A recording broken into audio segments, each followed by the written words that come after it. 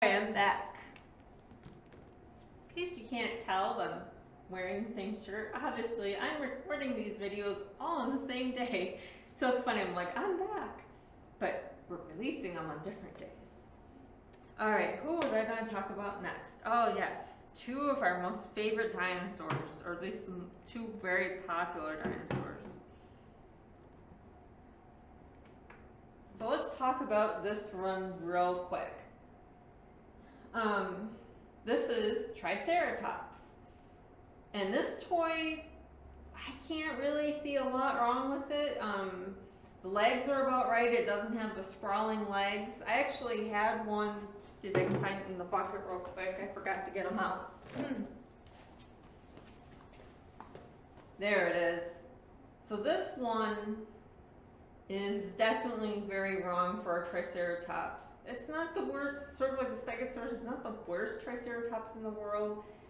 But it's not the best. Like, first of all, it's got that gaping mouth. If you saw the Dimetrodon episode similar to that, it's also got very sharp teeth. If you know anything about Triceratops, hopefully you know that Triceratops was a plant eater. It did not need sharp teeth. So that's wrong.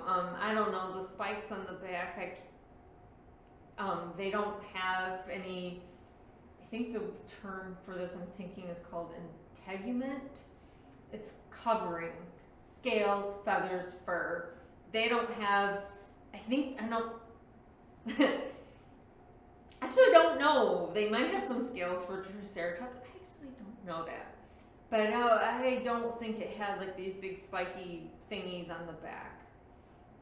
This one doesn't quite have the sprawled legs that you'll see with some toys, but it's not the best. This one's better. No sharp teeth. It's got a beak. That's great. The legs look good. So it's pretty good. Here's a picture of Triceratops. You might see those little knobby, spiky things on the back. As far as I know, there's no proof that it actually had that. What that's based off of is another dinosaur that's like a distant cousin of Triceratops that we know had like quills on it. So that's just someone, artist kind of guessing at that point. They're being inventive. So it could have had little things on the back, little quillies, feathers. It could not have. We don't really know at this point. Speaking of animals that may or may not have been feathered, here's everybody's favorite dinosaur, T-Rex, Tyrannosaurus Rex.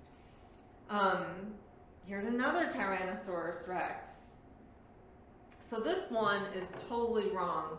It's standing straight up in what I call the kangaroo posture, the tail dragging on the ground, and it's a little chubby. Now T-Rex, I feel like it should have, I don't say it's not really a belly, but sometimes you'll see drawings of these, and like when I was a kid, like I feel like maybe they're a little too skinny. I mean, this wasn't like a thin animal, you know, it wasn't built like an overgrown velociraptor, but it didn't have a portly belly like this either, and it didn't stand like this.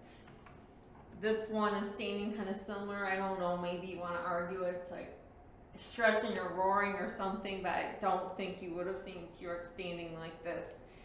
How it came to be that scientists decided that dinosaurs don't stand like this, that, you know, stand more out like that, horizontally. I think it's just they studied a lot of skeletons and they were able to learn more about the posture, the way these animals stood.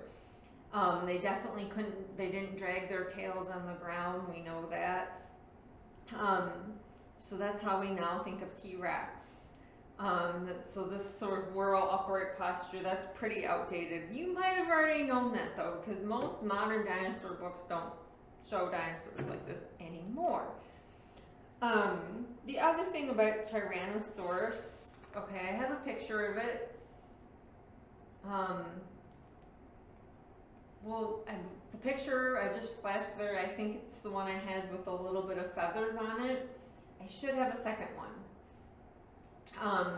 The other one is a little smaller. It's harder to see, but it looks like one that I saw recently that said this was a pretty at least to our current knowledge, accurate idea of what a Tyrannosaurus looks like. If you want to know more about T-Rex, there was just a video out recently on YouTube by the SciShow about Tyrannosaurus, and it talked about why that picture was pretty accurate. It's pretty cool. You should look it up. I keep saying T-Rex, I keep saying Tyrannosaurus. So, see if I can make this quick. When you say a dinosaur's name like Tyrannosaurus, Triceratops, Stegosaurus, Velociraptor, those are known as genus names. So animals and plants all have these fancy names, like they're Latin and Greek words, and there's two parts to it. Modern animal, like a tiger, you would call it Panthera tigris. A lion is called Panthera leo. So those are very closely related animals. That first part, the Panthera, is the genus, and the second part, the Leo or the tigris, is the species. Most dinosaurs and a lot of other prehistoric animals, including, let's say, like Dimetrodon, when you're talking about them, you only use the genus name. But there is an exception, and it's Tyrannosaurus rex, or T-Rex for short. Genus Tyrannosaurus, species Rex. So that's how that works, if you're curious. The only thing I was going to mention real quick about this guy was, yeah, you saw the one picture had the feathers, the other one didn't. Did this animal have feathers? Who knows? For something like feathers to be preserved in a fossil, like you really got to have like really good fossil conditions. You know, it's got to basically be in the right kind of mud and perfect conditions, like a really well preserved fossil. And we have some pretty good tyrannosaurs, but none of that, like, I think the word I'm looking for is called integument, outer covering. Well, they've now found some scales. And I guess there's some recent studies that say that we found enough scales of these kind of animals to think that at least Tyrannosaurus might not have had any feathers, or if it did, maybe it was when it was young. The reason why you sometimes see a T-Rex with feathers is they found a close cousin of T-Rex called, I think it's like Tyrannus from China, that they know for sure did have feathers on it. And when I say feathers, it's actually what some scientists call dinofluff. If you want to know what dinofluff looks like, it actually looks, in my opinion, more like fur. And think of, like, if you know what an emu looks like, they aren't feathered. Like, an emu has feathers, but they don't look like a blue jay's feather. They are this like more furry looking thing. And so they found quite a few dinosaurs that are very well preserved with that fluff on them. And they think maybe because a cousin of T-Rex's had it, maybe T-Rex did too, but now some scientists are saying we have no, maybe not.